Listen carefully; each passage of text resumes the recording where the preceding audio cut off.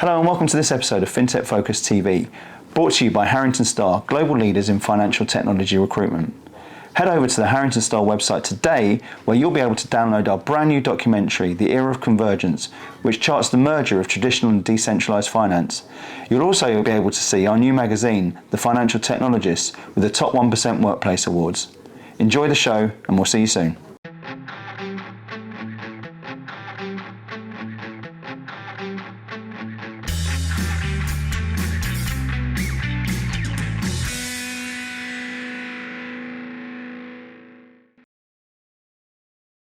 Hello and welcome to another episode of FinTech Focus TV with me, Toby.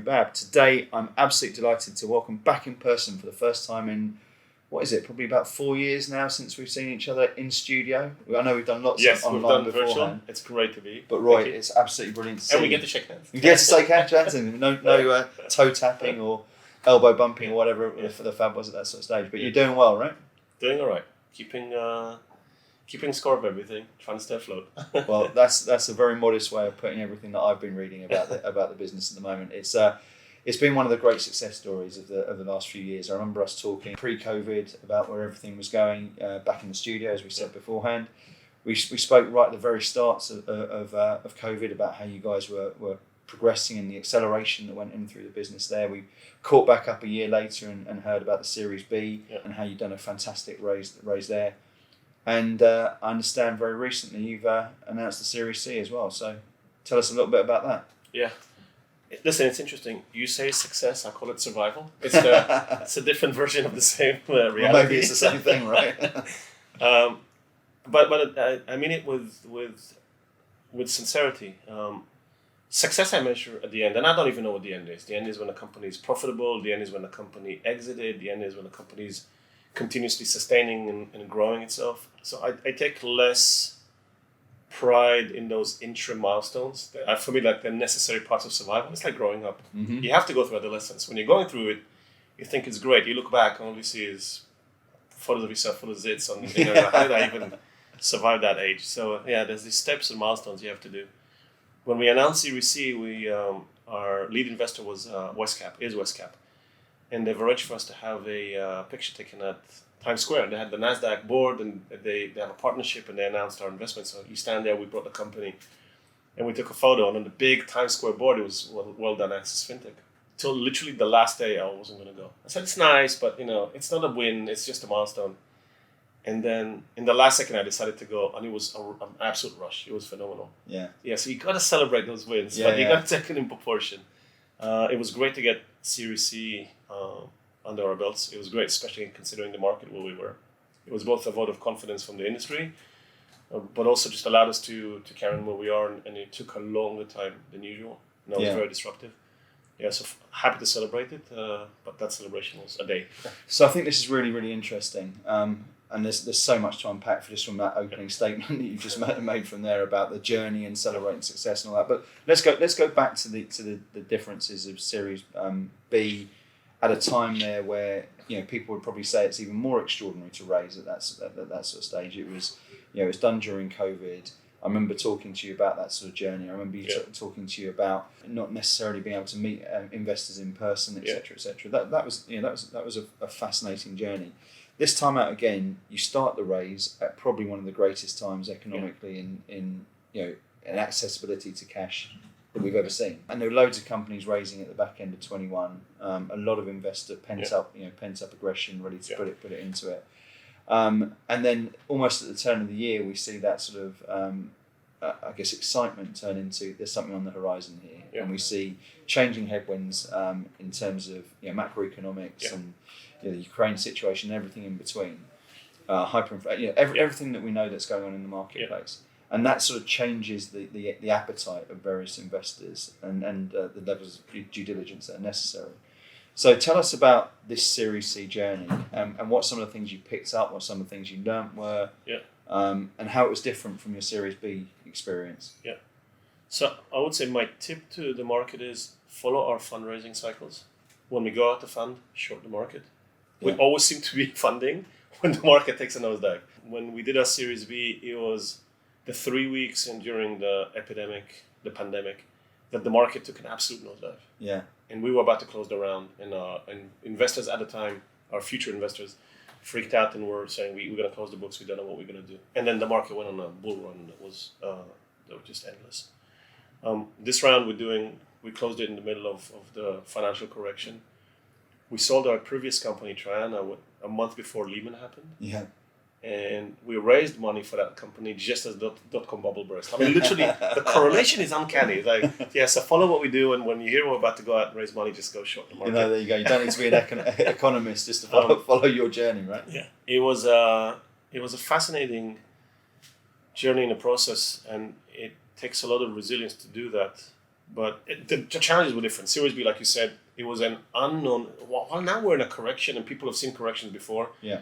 When we hit the pandemic, no one knew what was happening. And the natural reaction is, well, the market's we're doing lockdown. It's global. It hit everyone, and you don't know what the reaction is. And the natural thing was wallets to shut up and trying to figure out what to do. And while people and firms liked what we did, the lack of ability to see through the future and learn from the past just stopped a lot of people from being able to make investments. And I'm going to call out my investors for the positive for doing that. We got an investment in Series B from Dawn Capital, who are absolutely focused on value and growth, as well, right? and they were phenomenal through the process. Yeah. And said, listen, we've been tracking you, and we're interested in the fundamentals of what you do, and we're going to go ahead and make the investment. And we did it in August that year, and they've been a great partner. And this time we did it with Westcap, which we went through a similar story. Valuations were at an all-time high. One thing I would say to our credit is we weren't chasing max valuations. I mean, I remember I even went to the board. We had 3 term sheets in January. And one of the reactions was, you can probably double that valuation you get. And I said, I can, but I can't justify. There's not a bone in my body that can stand behind those crazy numbers. And it wasn't that I could see what was happening, but it definitely allowed us to continue the conversation with the investors. And Westcap, our luck was that we were dealing with Westcap, who were an ex-operator in the market. The people in the know capital markets understand the space, understand the value. When you have a real deep understanding of value, then you can go and withstand, because you look at the macro picture of the offering. And they were fantastic in the process of sticking by us. And then our existing investors were also great. They supported us in the process. So we were very lucky from that perspective. Having said that, from term sheet to close, it took 8 months. Yeah. Usually you're looking at 30 days. And why did that happen? There were a few things. Actually, I'll double that up with 2 questions. So number 1, why did that happen? Yeah. And number 2, what was the effect on you? Because I know that how stressful that raise can be. Every founder I've spoken to who's been through a Series A or a B or a C will talk about the complete diversion from the day job and the stress that has on the business and the stress that has on the individual as well. Totally. Talk to us about that for you. And you bring the stress home. Yeah. Which I can definitely say if you ever do the interview of family members and say, let's raise the veil and look at how did that impact, it's definitely had an impact at home on the stress level associated with it. I remember my wife used to tell me a few times, it's not what I signed up for when we got married. You didn't tell me you had this kind of startup bug in you and you're happy to take risk and chase risk. It's a different life experience. You definitely take it home and it's stressful. It becomes easier with a few things. It becomes easier with time because you've done it before and you've seen the cycles. Yeah. It becomes easier as a second time participant in the same industry, and it's a bit easier when you're a non-entity. Series A was by far the hardest because Series A, we were literally out of cash.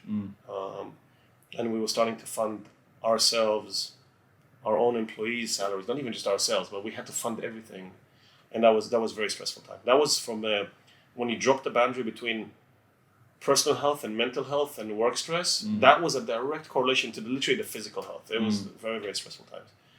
Series B, we already had material business and material investors. And it was always in the back of your mind saying, if push comes to shove, they'll be around for us and they'll do it. It's not going to be necessarily great for us as employees or as co-investors, but they're here because they understand. So there's a bit of a backdrop. In the third round, we had money in the bank so we could last a bit longer. We wanted to close the round. So the stress level changes in the level of the company that you're at. Doing seed to Series A to Series B right now in the current climate is very, very stressful. Because you also don't know when if you don't have enough time to withstand the market corrections, you're basically looking at a dried up well and you're going to take whatever deal you have. And sometimes the frustration is, I know I'm worth more than that, and I know I shouldn't be giving up my company, but I want to keep it alive because I've invested so much in it. And this is interesting about how you said there about what you were taking for it as well. So there were offers for more, which is an unusual thing for someone in that situation who's been through that sort of journey to be thinking. Yeah. What gave is it the fact you're a second-time investor? Is it the fact that or a founder? Sorry. Is it the fact you know the game? Is it the fact of what you would be sacrificing for that sort of valuation? What gave you the maturity to say this isn't about the best and most money deal, but what's right? It definitely comes with age, experience, and having no more hair. I completely tie that together. I said it before. The raise itself is a micro win in that you're able to get funding and continue growing the company. Financially, it doesn't mean anything, honestly. And what you think about is if I get measured at the success at the end of the journey, then what's my biggest leap forward in the place I am right now? And therefore, the right partner with the right domain expertise and the right understanding, and a partner who can go through the ups and downs of market corrections, forget about our corrections, becomes really, really important. Because you want people who will go with you on a journey and know there's going to be some unexpected bumps in the road and have been there before. So having been that there were operators before and not just pure investors and came from capital markets, which is a bit of an isolated market from other industries, was very important. It's not like the other offers were, 200% more. There was a deviation of 10%. Who cares? Honestly, 10% valuation difference. At this stage, it bears no meaning at all.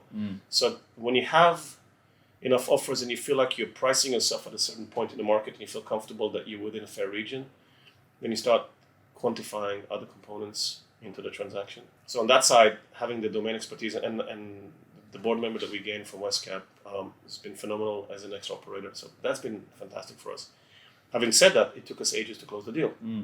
Suddenly things that there was no leverage at all for investors to negotiate became things that I can actually stand behind and try and negotiate and push into the deal. And I'm not saying that they were greedy. Some things that were obvious 2 years ago and got thrown by the wayside because everyone was chasing deals came back into the conversation. For 2 years you've been getting away with literally daylight robbery in the terms you were putting into term sheets. So clawing some of that back into the conversation and bringing it back in made the whole conversation a bit longer. But I think we showed flexibility, our existing investors showed flexibility, and the new investors showed flexibility. So if you win a bit and you lose a bit, but you share it between everyone, you feel like you're in a good place. But it just took a while to get to the place where that we found a middle ground between everyone. I think that sort of middle ground is exactly the issue. That so often you see there's people there who want to win, and as a founder, the thing that I see so often is people sat there thinking, right, the hubris and the ego of people and I'm worth this, and quite often it's very devoid from reality. And then on the same side, you're looking for someone there who's squeezing the lemon on the investor side, someone who's there to trying to get their best deal, and that's where loggerheads start. And as you say, as cash starts to run, you start to see people grabbing at various different bits and pieces, and on the investor side, quite often recognising that and exploiting that at the same sort of stage, which is never a marriage of convenience for anyone. Which is why I think you've got such a high failure ratio at Series A and B, and still C at the same time. So I'm quite intrigued about the concept of this being your second story effectively, and if you're sat there and you're talking to people who are going through that most stressful, if you transport yourself back to, you said, mental, physical, health at that sort of phase, what would be the story that you pass on to you at that sort of phase, or someone else who's going through that journey? So some things are obvious. Surround yourself with good people. The partners you start the company with who are there with you for the journey, your co-founders. I'm a team of 3, right? So we talk a lot, but the 3 of us that are really driving this activity. Finding the right team is critical, but everyone always talks about people, and human talent is the most important thing that you have. In the business that you're at, you can see it really well. The last 2 years have been crazy from a retention of talent, because there was such a post-pandemic, everyone thought, oh, what do we do with it? Suddenly there was such a surge in requirements. And we were measuring ourselves on how are we able to retain the talent that we have. And the market was like running away from us from a salary perspective, from a compensation. Everything was changing on a monthly basis. And our retention rates were phenomenal. I attribute that to the leadership that we have, and not the leadership as a whole. Everyone running his own organization, the head of our technology organization, was able to retain a high retention rate in Israel that was uber competitive. And we had the same success in the other markets in Glasgow, in London, in New York. So the team is important, but it permeates through the whole organization. But the thing that people skip, and now it's becoming a bit more in fashion, so it's easy, but cash management. It takes longer to close deals, especially in capital markets. The deals are not going to be as strategic as they could be initially, but you're willing to do tactical deals in order to get a foot in the door. It takes time for the clients to change behavior, which beyond the deal is where you really grow and scale up, and it takes time. So all these things always take time. And we were at Triana, when we managed to penetrate into the market and grow, we were spending, that's it, we're in the market. From here, it's just up and up and up and up. And you don't see those ups and downs. Forget about market corrections to make it worse. So cash management became really important. And I say it as a person who in Series A ran out of cash and we were there. But throughout the whole time, we were always very careful to make sure we have enough runway and make sure that we balance the growth. I'd rather work a bit harder and stretch ourselves and say, are we really ready to spend and jump to the next frontier? Is the market really behind us at the level that we're at? Or is it we still in the early adopter phase? Yeah. So I always go back to the book with Crossing the Chasm. You think you're out of the early adopter and you went to this kind of general business growth and then you realize you're not quite there. Yeah. I still added another couple. So knowing when you cross that, you can't spend like you're in a growth stage when you're still in the early. So understanding how to read the map is something that's really important. If you've got good investors, they'll help you read the map. Well, that's what I was going to say. So when you're looking at reading the map, there are so many things that are over the lot we've seen, particularly over the last 5 years, that are so wildly out of control and so unpredictable with it. So I guess you can predict the unpredictable, but you don't know it at the same sort of stage. And on the flip side, there's people who, in those downsides, similar to yourself on this journey, who race through the and expand through opportunity during those sort of periods. I guess the plus side of the difficult pandemic was the fact that it sort of played absolutely into the value that you can give to your customers, which increased adoption.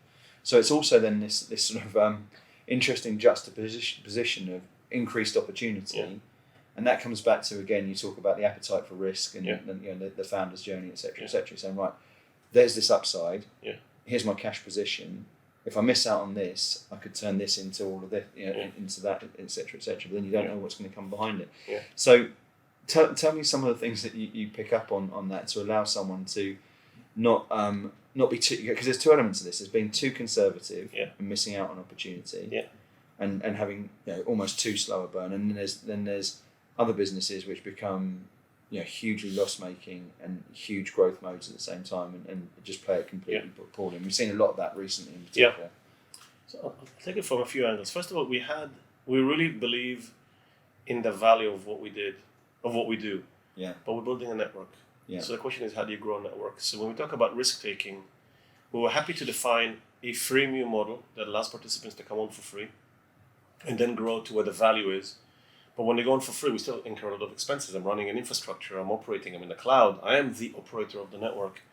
So taking that freemium approach is definitely a risk-taking exercise. And we just spoke about managing cash conservation. But if you believe that the freemium is an accelerator to the premium because it shows value in a contained environment, and then I can grow to the real value, then you have to do it. So we took a risk in a market that we really believed has real commercial value, but I'm happy to break it into a go-to-market strategy that included the freemium, which for me was an accelerant.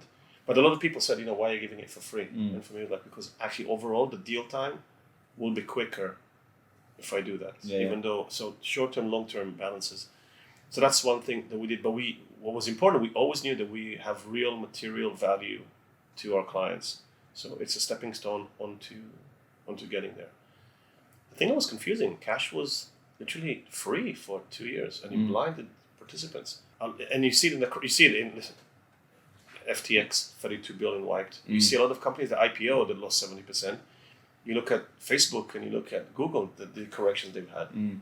That free cash, now that the spenders are looking at cash differently, it changes the equation. But real markets and real values is still there. And actually, if you're able to find position a company as a company that helps conserve cash, right now it was growth, and now can I help you conserve cash?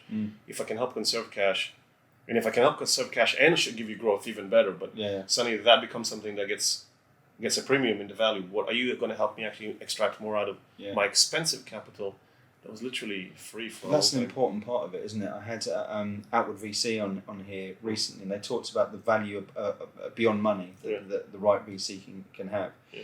You've spoken about Dawn Capital and Westpac now, and spoke glowingly about both of them in your journey. Yeah.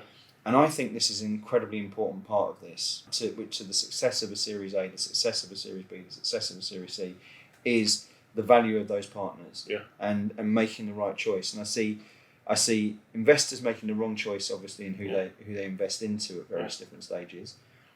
But the biggest mistake I see is companies there and coming back to again, I guess, is it the best offer on the table or is it the right offer? The best offer might not necessarily be the right financial offer. It might be the one who's going to there and add value to your business. Yeah. So you talked about the operator background that you've had there. Yeah.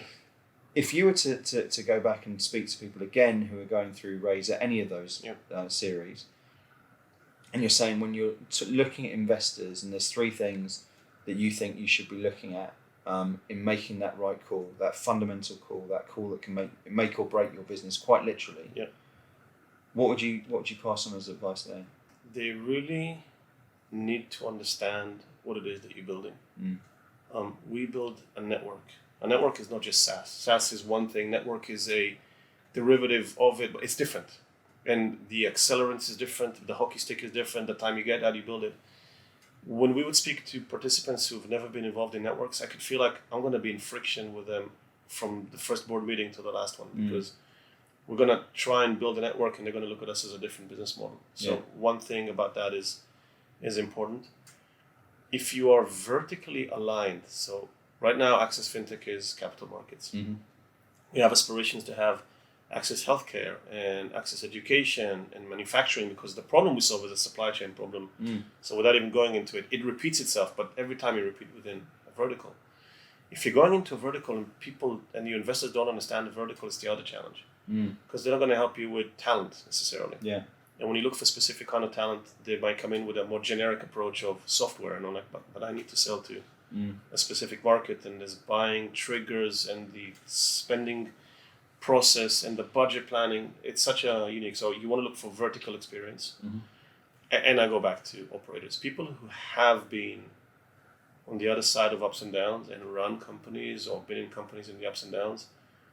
They put you just dampen the volatility of the panic, both from the top and the bottom. You don't get overexcited. You don't get over depressed about those things. Yeah. And you talk about, I think we spoke about it last time. You talk about the art of war. Yeah. Every one of these events, if you position yourself in the right way, tailwind, headwind changes. You got influence on that. Yeah. You just got to figure out how this event is going to play in our favor. And you roll the dice. You don't know if it's really going to work. In Series B, we did it by trying to help with offering the service for free during the height of the crisis when people were working from home and everything. And through this point right now, our business proposition is changing. But if you have the right experience and people who have done it before and readjusted how your go-to-market changes, your product doesn't change. And not necessarily your value proposition, but your go-to-market changes and what you're willing to take risk on and what you're willing to insist on. So having that experience is great. So these are the three things I would say. Talent, understanding the business model, and I would love to get an operator who's been through the trenches before. It's interesting you say all of that. You mentioned the art of war there beforehand, and I think one of the great quotes from Sun Tzu on that is, if you know yourself and you know your enemy, you need not fear the result of 1,000 battles, right? Yeah. And I think what you've spoken about there is potentially it's through that first journey, but it's that sort of real understanding of two things. One of which is who you're trying to deal with and how they can win from an investor point of view. But you've also spoken about being empathetic, very empathetic with your customer base and listening to your customer base. Yeah. And I think that's a great trait of a business that's going to be successful. We've had Alistair Haynes on this show from Access Exchange who's spoken about the fact that good companies will raise in whatever conditions, and I fundamentally agree with that. Because I think the money that was getting poured in before wasn't necessarily on in good companies. It was in businesses there that just could we're looking for something and people are getting excited about bets. But this is a really exciting time for me for companies to be raising, because it means that they are good companies fundamentally to be invested into. Yeah. And speaking of good companies, and you guys and your story, I know you've been very modest at the start of all of this and such like, but I think it's been extraordinary, and what you've done over the last few years has been a thoroughly inspirational and inspiring story just to watch, let alone to be involved in. And I think you can probably give yourself a pat on the back, despite all the rest of it, to stand in front of that NASDAQ board and be there. I hope you feel a sense of pride about that. But I want to know what it means. So you've just raised a significant amount of money for the business. It gives an exciting opportunity. You've spoken about some of the things that you can move into. There is, it feels like this is just the very start, as opposed to it's there and done. There's a plethora of opportunities coming on there. Tell me what's exciting for you. What's really exciting about what the year ahead has in store for AccessFintech? I'll go back to what I said before. I honestly feel like we're in chapter 1 of a multi-chapter book. We're still kind of setting the scene.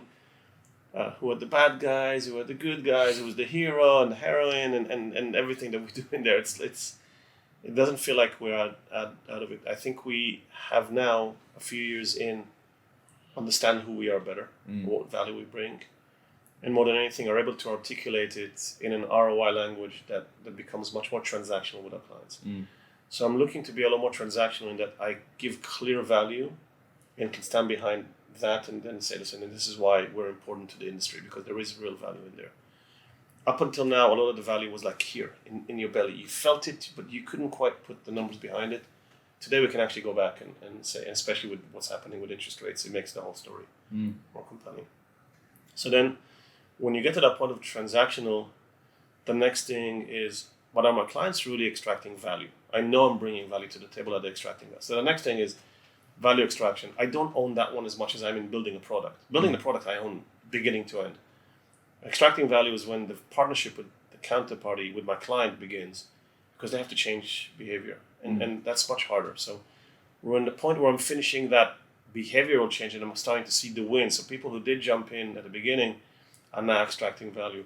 So what I'm looking forward is that rinse and repeat. Okay, so now I want to jump from 5 to 50 firms that are extracting value, from 50 firms to 200 firms that are extracting value. That's when it really kind of brings the value to everyone, and also it gets a bit more fun. Because the beginning, it's still trench warfare every time, because every roadblock you run into is, by now you think every client I go into, I've seen that problem, we've solved it with these other cases, we know what the run book is. For a large bank, a small bank, an asset manager, a custodian, there's a run book for every one of them. So what I'm looking for is really that more fun thing of, I can help you be successful. This is the run book. If you trust me and you do what I tell you, we will actually get you to that point at the end. But we had to have the early banks, Goldman, Citi, JP Morgan, who were with us from the beginning and helped us write the run book. Without them, it's still a lot of intuition. So I want to get to that real scale mode where it's just rinse and repeat, and we have guaranteed success to our clients. So it's even more exciting for things to come. Yeah, it feels like we're there. And you're in Israel, London, Glasgow, New York. Anything else on we have New Zealand horizon? And New Zealand as well. Shout out to our New Zealand office. Absolutely. We have it.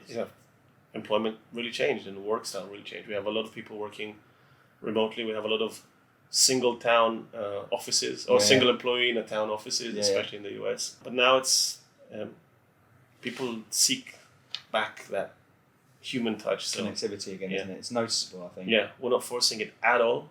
I want people to feel when they're ready, but you can see how people are finding the way to get back together. We're giving the facilities to do that. Yeah. And letting that it's a small company, so it's easier to let people make right choices. Getting bigger every day, though, right? Yeah, like we said, controlling it. It's controlled growth. Controlled growth. I'm gonna finish this with just a couple of predictions, and this will be aged because is one of them World Cup. One of them is going to be World Cup. So we're filming this today, just on the eve of the tournament. So England have just flown out there. Give me a prediction on who wins the World Cup. Who do I think is going to win? What? Listen, I would love England to win. Who's going to win? Who do you think is going to win? If I don't get England, I would love Holland to win it. That's another one that always misses out. Who do I think is going to win it? I don't think Brazil can carry it through. Maybe Argentina with Messi, one last tournament. It would be great, wouldn't it? Pushes it through the... It would be great. Yeah. We'll see what happens with that. My second one is saying that 2023 from a macro perspective, you mentioned FTX and the whole world of crypto being at its most explosive as we speak right now at the moment. Yeah. Give me a couple of macro themes that you think we'll see in financial technology. Let's stick around particularly your particular area of expertise, the capital markets tech. What do you think is going to dominate the headlines in 23? When I look at the changes that have happened, everyone suddenly says, "Oh, regulation is important." A year ago, all the purists, distributed finance and banks are evil, and before that, when FinTech came, banks are evil and regulation's evil, and everyone now runs to the fences. Why didn't you protect us? And all the lost money. It's a balancing act. Regulation tends to swing the pendulum way too far, and then then public goes the other way because everyone feels comfortable, especially when you feel like you're printing money everywhere. Yeah. And then regulation. I hope regulation doesn't swing it too far back to curtail innovation. But I never thought of crypto being innovative. I mean, I don't carry a wallet for months. My currency is all digital. I don't care if it's $1 or a pound or whatever it is. I, as an individual in the ecosystem, I don't care if it goes through a bank or not through a bank. I'm completely digital at that part. I only carry cash when I go to the US, and you have to tip everywhere into a cup, and you can't do it with a card for whatever reason. But I think that tokenization is something really powerful that came out of it. The ability to figure out, how do I get ownership in things that I cannot get to today? I want to own part of a song. I as an individual want to own the Beatles portfolio. I'll take a tiny fraction of it, but I think it's valuable, and there's going to be cash flows associated with it. We talk about things that we always do as investors, cash flow that backs my investments, but my investment tools are limited. Being able to tokenize, I think that is fascinating. Can I trade anything in a way that I trade other things and have ownership in things? So I think that's going to survive and grow out of it. The conversations around specifically cryptocurrencies being disintermediating regulators, and listen, that rebounded back. I don't think that was the problem. I think access to markets is more interesting. Access to assets is more interesting. They can happen with or without infrastructure. I'd rather have healthy infrastructure, healthy controls. I think that's probably the appetite, isn't it, to see it. I think that's, if you look at crypto, the biggest word that either accelerates or decreases it is trust. Yeah. There isn't a lot of trust after this week's antics and the year to date probably to the same extent. Yeah. But I think a little bit of regulation in that space without going too far and bringing it. We've spoken before about the documentary, The Year of Convergence that we're doing. The whole thing is about bringing the lessons of traditional markets into an exciting space with technology that's around there that can make everything a little bit sweeter as well. So I'm interested to see where we go with that. Yeah, I have a lot more disruptive opinions on crypto, but we'll leave that to... That's a whole other show. It's a whole other show. Well, it's an absolute pleasure as always having you on. I feel like that's just raced through in about 5 minutes, but I know we've been chatting for a while now. Listen, best of luck with everything. If people want to reach out, who should be getting in touch with you at the moment, and what's the best way for them to... People who don't know, LinkedIn. I mean, it's the way to do it. It's the professional social media, so anything that's professional related, LinkedIn is a great way to reach out. I want to thank you and the team behind the camera that people can't see, for giving the platform to talk. And I want a word for the other entrepreneurs out there. Pivoting and staying the course is a balancing act, and you got to figure out how you do that. You got to do both with measure. Don't reinvent yourself, but don't necessarily be so stubborn that you don't listen to where the market's going. I hope for those who have managed to close the round to just be cash weary and understand where they are. Innovation isn't going away, and appetite for change isn't going away. And I actually think that in our space, capital markets is more open to change because they feel they have more control over it. It's going to be a rough 12 to 18 months. So just keep your hand on your wallet and figure out how you manage your cash. I think there's for me, it's that classic case of new challenges mean new opportunities, doesn't it? And for people who are doing the right things around that, and as you say, playing the right game and being sensible about what they're going to do, there is enormous opportunity. So I go into the new year bullish and excited about what's coming up. And just as we saw businesses like yours thrive in arguably something that's going to be a hell of a lot more tricky in 2020. Then the amount of people who I've seen who made their when does it say the best your business, the best time to get your business great was when there's blood in the streets. There's definitely blood in the streets at the moment, and there's a great time for people to innovate and improve throughout all of it. And I do agree with you.